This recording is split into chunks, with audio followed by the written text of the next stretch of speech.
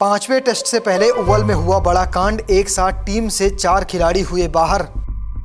गिल ने press conference में खोली अंग्रेजों की पोल, पिच क्यूरेटर विवाद पर आया नया मोड़। बुमराह की चोट ने किया परेशान, अर्शदीप को मिल सकता है चांस, देखें भारत की धाकड़ 11।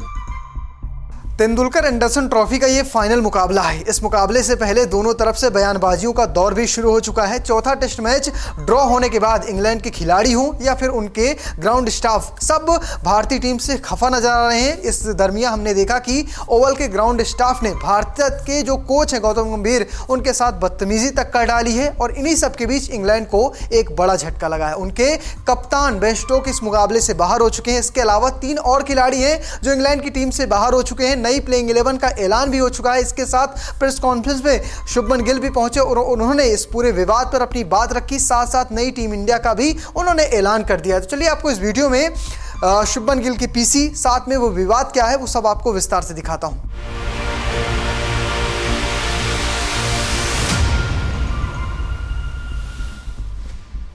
तो शुरुआत करते हैं इंग्लैंड से। इंग्लैंड के 4 खिलाड़ी इस टेस्ट मैच से बाहर हो चुके हैं। जो पिछला या कहें चौथा मुकाबला खेले थे, वो 5वां मुकाबला नहीं खेलेंगे। इसमें पहला नाम आता है कप्तान बेन स्टोक्स का। स्टोक्स के साथ साथ आर्चर बाहर हो चुके हैं, ब्रेंडन कार्स बाहर हो चुके हैं, साथ में लियाम डॉसन भी बाहर हो चुके हैं। ये 4 खिलाड़ी पिछला मुकाबला खेले थे, लेकिन इस मुकाबले में अब ये टीम का हिस्सा नहीं होंगे। इसके साथ नई प्लेइंग 11 का इंग्लैंड ने तो ऐलान कर दिया है। उसमें कई जेमी ओवरटन, जेमी स्मिथ जैसे खिलाड़ियों को मौका मिला है। इसके साथ साथ प्लेइंग 11 क्या होगी वो मैं आपको बताऊंगा, लेकिन भारत को कौन सा झटका लगा है पहले वो जान लेते हैं। आपको बता दें कि भारत की या कहें बीसीसीआई की मेडिकल टीम ने बुमराह को लेकर एक बड़ी जानकारी दी है। उन्होंने कहा कि अगर आप बुमराह को अपनी पीठ को सुरक्षित रखना है तो उन्हें ये मुकाबला नहीं खेलना चाहिए। उन्होंने कहा कि आपने सिर्फ 3 दिन का रेस्ट किया है, अगर आप मुकाबला खेलते हैं तो आपकी पीठ में स्ट्रेस फ्रैक्चर फिर से हो सकता है और कह सकते हैं यही टीम इंडिया के लिए मुसीबत का सबब बना हुआ है। इसके साथ साथ आज शुभमन गिल प्रेस कॉन्फ्रेंस के लिए आए। यहाँ पर उन्होंने कई सारी बातों पर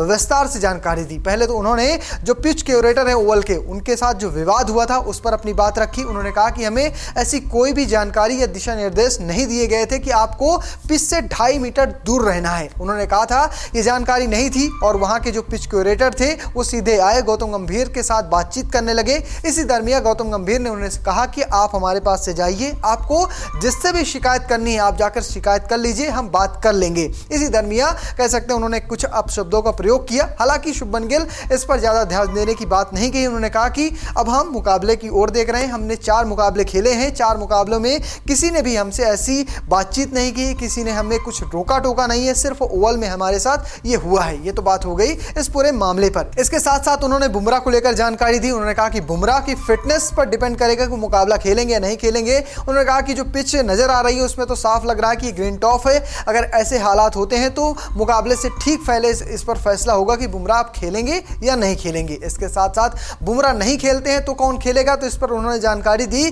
कि फिलहाल तो बुमराह पर हम भरोसा जता रहे हैं, लेकिन अर्शदीप सिंह पूरी तरह से फिट हुए और वो खेलने के लिए तैयार हैं। यानी जो चौथे मुकाबले से पहले अर्शदीप के हाथ पर चोट लगी थी वो ठीक हो चुकी है, यानी अर्शदीप ये मुकाबला खेल सकते हैं अगर बुमराह नहीं खेलते हैं। तो एक बड़ी जानकारी अर्शदीप को लेकर आई है। आकाशदीप के पर उन्होंने कहा कि आकाशदीप आप पूरी तरह से फिट हैं, अगर जरूरत पड़ेगी तो ये मुकाबला वो खेलते नजर आएंगे। सिराज को लेकर जानकारी आई है कि सिराज लगातार 4 टेस्ट मैच खेले हैं। अगर उनकी पीठ या मेडिकल टीम उन्हें खेलने से मना करती है, उन्हें थकान होती है, तो उनकी जगह प्रसिद्ध कृष्णा के साथ टीम इंडिया जा सकती है। तो ये तमाम सारे पॉइंट हैं जिन पर शुभमन गिल ने विस्तार से जानकारी दी है। ये तो बात हो गई शुभमन गिल के प्रेस कॉन्फ्रेंस की। चलिए प्लेइंग 11 देखने से पहले जान लीजिए क्या कहती है ओवल की पिच रिपोर्ट। ओवल की पिच रिपोर्ट की बात करें, द ओवल स्टेडियम की पिच पर बाउंस अच्छा देखने को मिलता है। वहीं जैसे जैसे खेल आगे बढ़ेगा स्पिनर को भी मदद मिलती है। हालांकि ये पिच बल्लेबाजों के लिए ज्यादा अनुकूल होती है। एक बार बल्लेबाज यहां सेट हो गए तो बड़े रन बना सकते हैं। हमको एक हाई स्कोरिंग मुकाबला ओवल में देखने को मिल सकता है। तो फिलहाल ओवल के मैदान में तो साफ तौर पर नजर आ रहा है कि स्पिन भी होगी, साथ में तेज गेंदबाजों को भी मदद मिल जाएगी। फिलहाल जो पिच नजर आ रही है उसमें ग्रीन टॉप नजर आ रहा है, यानी शुरुआत में बल्लेबाजी करना मुश्किल होगा। ये तो बात हो गई पिच की। अब बात करते हैं प्लेइंग 11 की। पहले बात कर लेते हैं भारत की प्लेइंग 11 की। कई सारे दिग्गज खिलाड़ियों ने टीम इंडिया की प्लेइंग 11 को लेकर तमाम तरह की बातचीत की है। आपको बता दें कि वसीम जाफर ने कहा कि शुभमन गिल को अपनी टीम में शार्दुल ठाकुर को बाहर कर देना चाहिए, उनकी जगह आप अर्शदीप सिंह के साथ जा सकते हैं या किसी और खिलाड़ी को आप यूज कर सकते हैं। अंशुल कंबोज भी खास प्रदर्शन नहीं कर पाए, इसलिए उन्हें भी हर कोई अपनी टीम से ड्रॉप करता नजर आ रहा है। तो चलिए जान लेते हैं क्या है भारत की एक संभावित प्लेइंग 11। इसमें पहला नाम आता है केएल राहुल का, दूसरा नाम यशस्वी जायसवाल का, साथ में साई सुदर्शन होंगे, शुभमन गिल, ध्रुव जुरेल, रविंद्र जडेजा, वाशिंगटन सुंदर। शार्दुल ठाकुर नहीं खेलते हैं तो उनकी जगह कुलदीप यादव के साथ जा सकते हैं, आकाशदीप होंगे, मोहम्मद सिराज होंगे, इसके साथ साथ अर्शदीप सिंह।